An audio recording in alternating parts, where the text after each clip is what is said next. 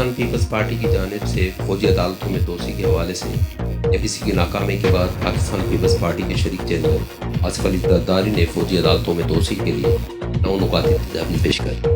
اسلام آباد میں press conference کرتے ہوئے آصف علی زرداری نے حکومت کو تجاویز پیش کی۔ تجاویز کے مطابق فوجی عدالتوں کا سربراہ ملٹری افسر کے ساتھ ساتھ سیشن جج یا ایڈیشنل سیشن جج بھی ہونا چاہیے۔ سیشن جج یا ایڈیشنل سیشن جج کو متعلقہ چیف جسٹس نامزد کریں۔ فوجی عدالتوں کو 1 سال کی مدت کے لیے توسیع دی۔ آرٹیکل 199 کے تحت فوجی عدالتوں کے فیصلوں پر ہائی کورٹ کو نظر ثانی کا اختیار ہونا چاہیے۔ ہائی کورٹ 60 روز میں کیس کا فیصلہ سنانے کی پابند ہو۔ گرفتار فرد کو 24 گھنٹے میں عدالت میں پیش کیا جائے۔ کن الزامات کے تحت گرفتار کیا گیا یہ بھی ملزم کو 24 گھنٹے میں بتایا جائے۔ منصفانہ ٹرائل کے لیے ملزم کو پسند کا وکیل کرنے کا حق دیا جائے اور ملزم پر قانون شہادت 1984 کی تمام شکوں کا اطلاق ہو۔ آصف زرداری کا کہنا تھا کہ ہم نے فوجی عدالتوں سے متعلق وضاحت کے لیے تجاویز تیار کی ہے۔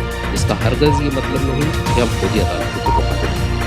انہوں نے کہا کہ فوجی عدالتوں کا قانون سیاستدانوں کے خلاف استعمال نہ ہونے کی ضمانت ممکن نہیں۔ ڈاکٹر عاصم پر بھی دہشت گردی کے مقدمات ہیں۔ سندھ کے لیے رینجرز کا قانون بھی دوسرے صوبوں سے کچھ الگ ہے اور یہاں رینجرز کو دوسرے صوبوں سے مختلف اختیارات ہیں۔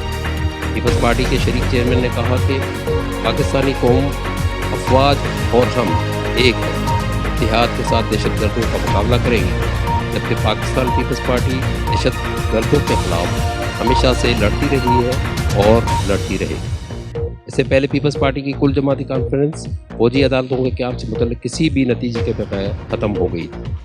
کانفرنس میں میزبان جماعت نے فوجی عدالتوں کے قیام کی مخالفت اور مہمانوں نے حمایت کی۔ کانفرنس میں پاناما پیپرز کا شور و غوغا بھی سنائی دیتا رہا۔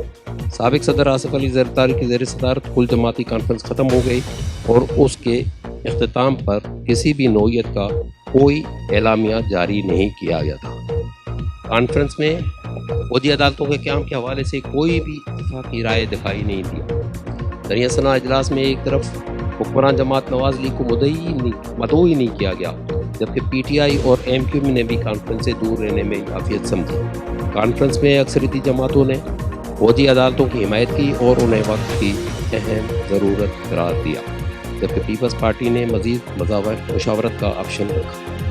بلاول بھٹو کا کہنا تھا کہ ان کی پارٹی فوجی عدالتوں کی مخالف ہے۔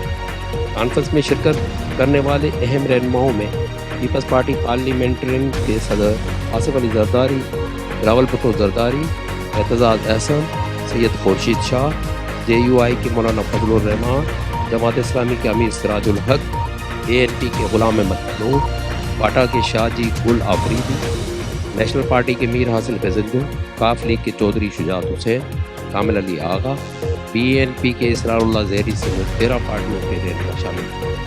اس موقع پر JIU کے مولانا فضل الرحمان کا کہنا تھا کہ فوجی عدالتوں کے قیام کے حوالے سے مسودے میں مذہب یا فرقے کو ٹارگیٹ نہیں کیا جانا چاہیے۔ حکومت کو مسلح دہشت گردوں کے خلاف کارروائی کرنی چاہیے۔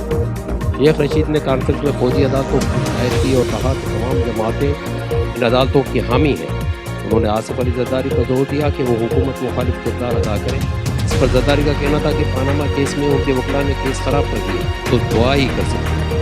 انہوں نے کہا کہ عدالتوں کے شریفوں کے ساتھ رویے سے بھی واقف ہیں۔ انہوں نے کہا کہ اگر پاناما کیس میں بیرسٹر اعتزاز وکیل ہوتے تو کیس کی صورت کچھ اور ہوتی۔ انہوں نے بیرسٹر اعتزاز احسن اور سید خورشید شاہ پر زور دیا کہ وہ فاروق اجتماعی کے ساتھ مل کر فوجی عدالتوں کے حوالے سے آل پارٹیز کانفرنس میں نیشنل ایکشن پلان پر عمل درآمد کا مطالبہ کیا گیا اور پنجاب میں پختونوں کے ساتھ روا رکھے جانے والے سلوک کی مذمت کی۔ کانفرنس کے حوالے سے سیاسی قلتوں کا کہنا تھا پیپلز پارٹی اصولی طور پر فوجی عدالتوں کی مخالف نہیں، تاہم وہ اپنا سیاسی وزن دیکھنا چاہتے ہیں۔ اب پیپلز پارٹی کے سامنے صورتحال واضح ہو گئی ہے۔ تمام سیاسی پارٹیاں فوجی عدالتوں کو احترام چاہتی ہیں۔ اس سے یہ بھی پتہ چلتا ہے کہ تمام سیاسی جماعتوں پر عسکری قیادت کا کافی دباؤ